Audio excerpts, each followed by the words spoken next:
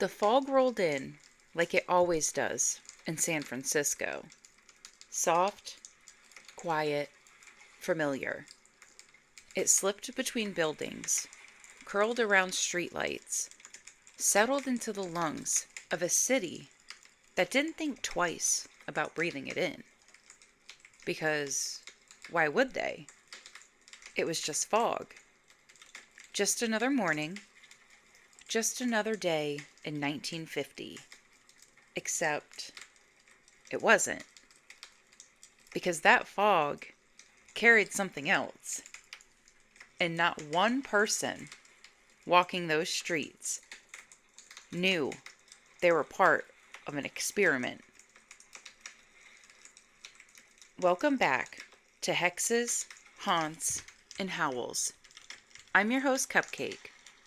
Today is episode 8 of Stars, Stripes, and Secrets, a series where we dive into leaked government documents and classified mysteries. In 1950, San Francisco was still standing in the shadow of the Second World War, but it wasn't defined by it anymore. The city was in motion again. Industry was active, the harbor was busy, and ships moved in and out like clockwork, carrying goods, workers, and the promise of a country trying to settle into something stable. The streets reflected that same energy. Streetcars rattled through intersections. Businesses opened their doors early. The neighborhoods carried that familiar post-war rhythm. People returning to routines, rebuilding families, and trying not to think too far beyond the present day. For most people, life felt normal again. Not perfect, but predictable. And after the uncertainty of the war, predictability mattered. Children walked to school past corner stores and apartment blocks. Dock workers started a shift before sunrise, the smell of salt water and fuel hanging in the air. Cafes filled with conversations about work, rent, and weather. Ordinary things, the kinds of conversation that make the city feel grounded. But even in that sense of normalcy, something else was taking shape beneath the surface. Because this is also the Cold War era. Fear had shifted. It was no longer focused on battles overseas, but on what could happen at home if the next conflict never stayed abroad. And that shift changed the questions being asked behind closed doors. Not by civilians, not in public, but within military research programs that were becoming more active, more experimental, and far less visible to the people they affected. The question was simple in form, but disturbing in implication. If biological warfare ever reached an American city, how would it behave? Not in theory, not in lab, but in a real environment, with wind, with weather, with people moving through their daily lives. And more importantly, how fast would it spread? There was no easy way to answer that question on paper. No simulation could fully account for the complexity of a living city. The movement of air through streets, the way fog rolls in from the ocean, the way people unknowingly carry things from place to place. So the decision was made to observe it directly, in the real world, without public awareness, without consent, and without warning. There was only one way to find out.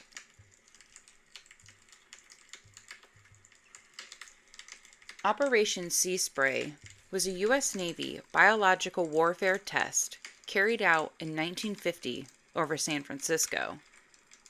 At the time, the city was not told what was happening overhead or just offshore.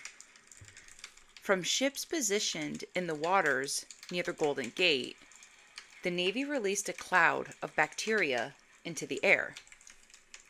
The organism used was Serratia marcescens, a type of bacteria that under certain conditions produces a reddish pigment and can be tracked once it's spread. It was chosen because it could survive long enough in the environment to measure how far it traveled and how widely it dispersed. From the shoreline, the release didn't look anything alarming. There were no visible explosions or smoke plumes that would signal danger to the people living in the city. Instead, it entered the environment in a way that was almost impossible to notice at all. A fine mist, invisible, drifting through the neighborhoods, settling into the air without resistance. Carried by wind patterns moving inland from the coast, the bacteria spread further than the immediate shoreline.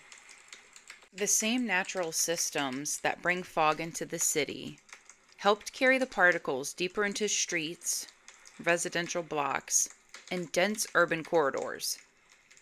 San Francisco is a city shaped by its climate. Fog rolls in regularly, shifting through hills and buildings, wrapping around structures and dispersing slowly.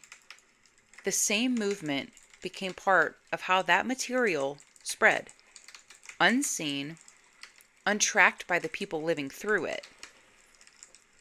Over the course of several days, the dispersal continued. This was not a single moment in time, but a sustained release pattern designed to observe how long and how far airborne materials could travel in a real urban environment.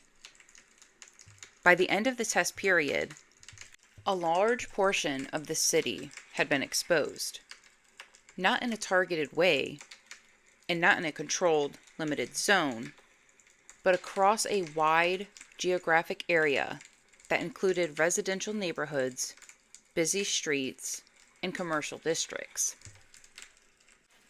There was no public announcement, no advisory, no warning that anything unusual had entered the air people were breathing.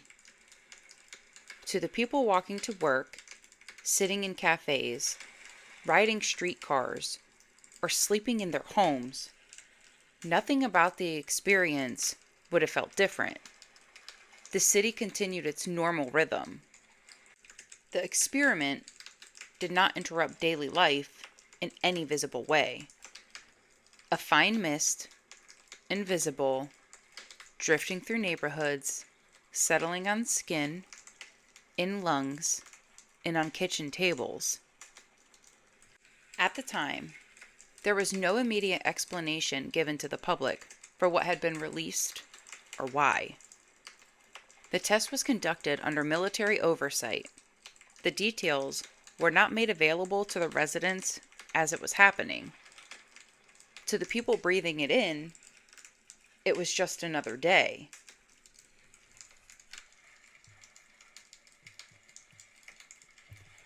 Hospitals across San Francisco began to notice something unusual in the days and weeks that followed.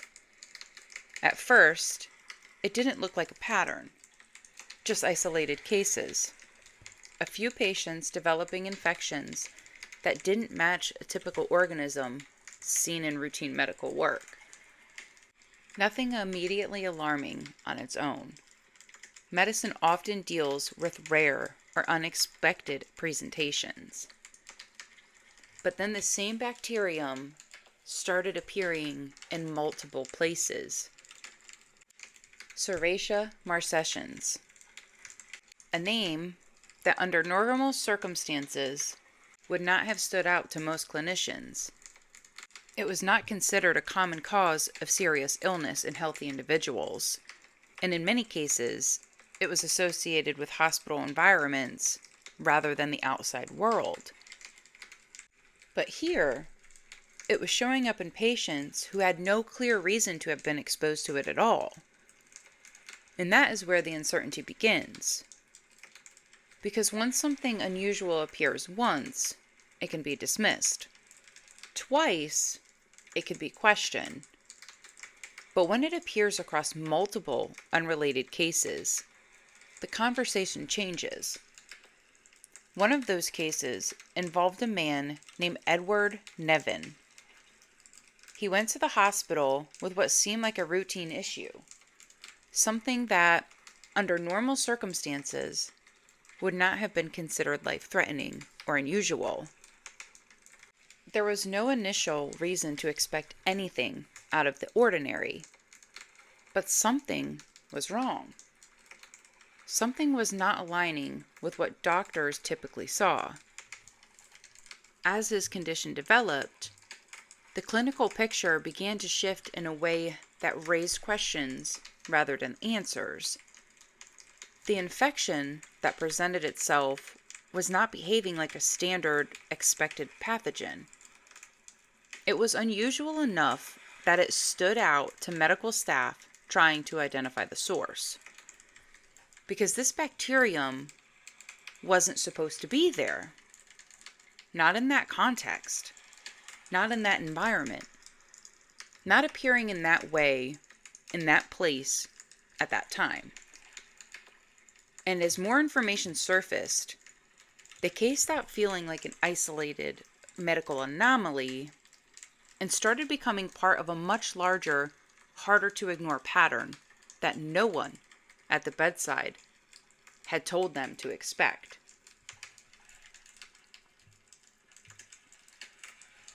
By the time patterns were beginning to form in hospitals across San Francisco, there was still no public explanation for what had occurred offshore. No alerts had been issued. No advisories had been shared.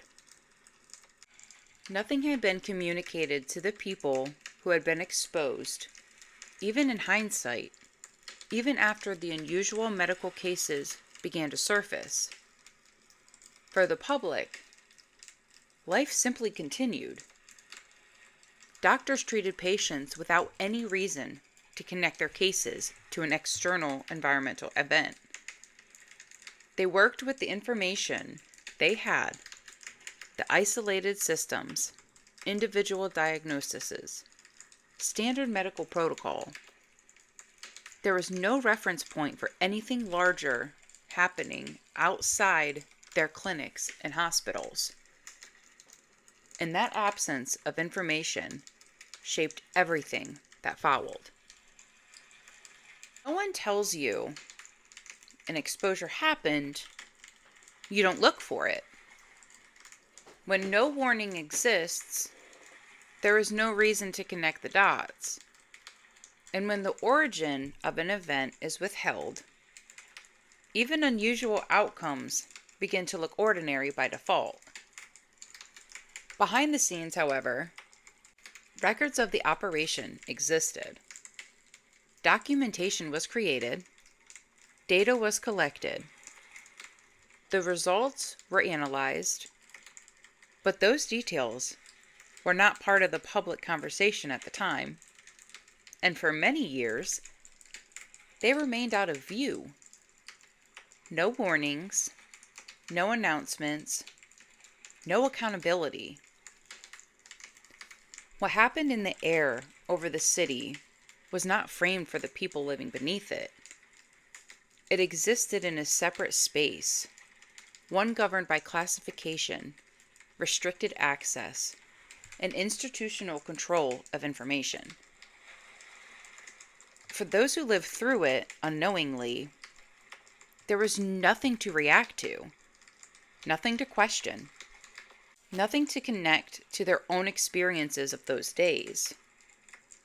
That is where silence becomes the most difficult part to process, because silence does not feel like an event. It feels like a normal life. And in this case, normal life continued uninterrupted, as if something unspoken had already passed through it, Imagine being part of an experiment and never knowing it happened.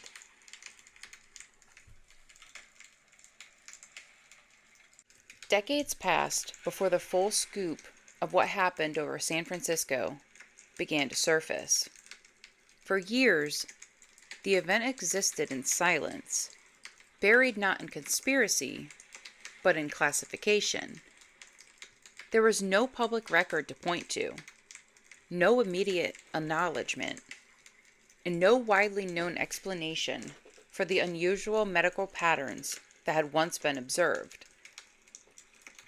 That changed in the 1970s, when federal investigations and congregational hearings began to examine past military research practices. What had once been sealed behind restricted access folders started to enter public record through testimony, documentation, and internal reports that were no longer fully hidden from view. It was during this time that details of biological testing programs began to emerge. Not just one isolated incident, but multiple operations conducted in different locations under varying conditions. The scope of what had been tested and where was larger than many had previously understood. Among those disclosures was Operation Sea Spray. Documents describe the release of biological agents into the air offshore, the tracking of dispersal patterns, and the intent behind the experiment to understand how airborne materials might behave in a real urban environment. What was most striking was not just what was revealed, but how it was revealed. There was no single moment of announcement, no formal public address that laid everything out at once. Instead, information surfaced gradually, embedded within reports, hearings, and release files that required piecing together over time. The details became clearer. Public reaction followed. Questions were raised about consent, oversight, and the ethical boundaries of such testing. The idea that a populated city could be part of an unannounced experiment without its residents' knowledge created a lasting tension between national security research and public accountability. And as more records were reviewed, it also became clear that this was not an isolated case. Similar tests had been conducted in similar cities across the United States, each with its own parameters, objectives, and levels of disclosure, most of them minimal at the time. The realization reframed the entire conversation. San Francisco was not unique. It was just one of the ones we know about.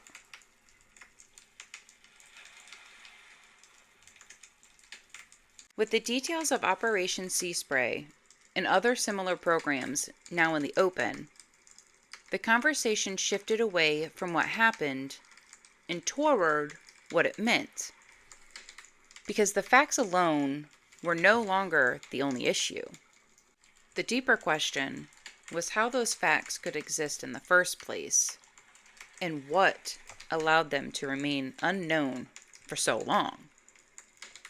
At its core, the operation forces a difficult set of questions about national security and the limits of scientific testing under governmental authority. What is considered acceptable when the goal is protection? What does the possibility of understanding a threat justify exposing a population to that same uncertainty, even in controlled conditions? And where is the line between observation and harm? These are not simple questions. and they are not treated as simple questions in the aftermath. They sit in a space where scientific intent, military necessity, and public safety overlap in ways that are not easy to separate cleanly. Supporters of such programs have historically pointed to the context of the time. The early Cold War era was defined by fear of biological and chemical warfare, but by the belief that preparedness required understanding how such threats might behave outside of a laboratory. In that framework, real-world testing was seen as a way to reduce future risk. But that perspective does not resolve the ethical tension at the center of it. Because even if the intent was preparedness, the method involved people who were not informed, not asked, and not given the choice to participate. That distinction is where much of the lasting discomfort remains. Would something like this happen today in the same way? Modern regulations, oversight structures, and ethical review boards exist now that did not exist in the same form in the 1950s. Public expectations around consent in research have also fundamentally changed. Yet the question still persists, because the balance between security and transparency is not a fixed point. It shifts depending on context, urgency, and authority. And that is what makes this story linger long after the details are known.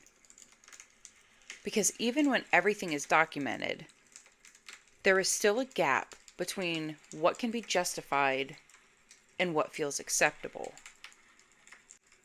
At what point does protection become harm?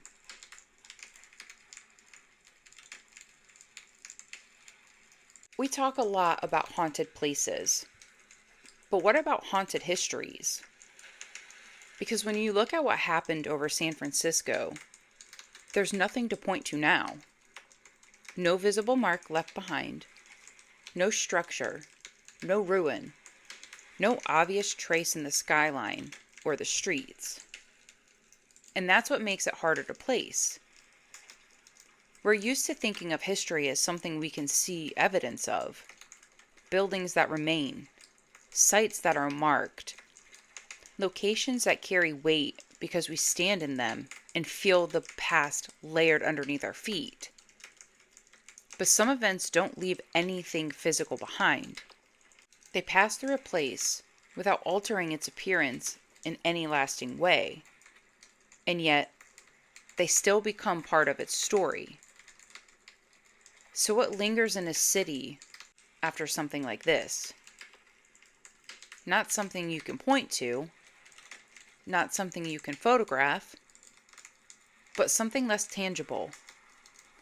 A question. A memory that isn't tied to a specific object or location, but to the knowledge that the normal surface of everyday life can exist alongside things that were never acknowledged in the moment they were happening. It changes how you think about the idea of ordinary, because ordinary is often just what remains when everything stays hidden out of view. And that is where the discomfort settles in. Because sometimes the danger isn't what you can see, it's what was never meant to be noticed. The fog still rolls into San Francisco, just like it did in 1950. Only now, we know, sometimes it carried more than mist. What happened offshore that year doesn't leave a visible mark anymore. And yet, the knowledge of it lingers underneath the ordinary rhythm of the city. Because once you know a place has held something like that, even briefly, it changes how you understand what normal really means. And that's where it circles back. Cities don't always show you what they've lived through. Sometimes they just continue forward, unchanged on the surface, carrying everything underneath without acknowledgement. The fog still comes in the same way it always has, rolling in from the water, moving through the hills, dissolving into the streets as the day begins. And if something in the air ever feels off, just remember, it wouldn't be the first time. If you have a story you want featured, you can send it to hexes, haunts, and howls at gmail.com. Again, that's hexes, haunts, and howls, all one word, at gmail.com. All stories will remain anonymous. Thank you for listening to Hexes, Haunts, and Howls. I'm your host, Cupcake. Until next time, stay sweet.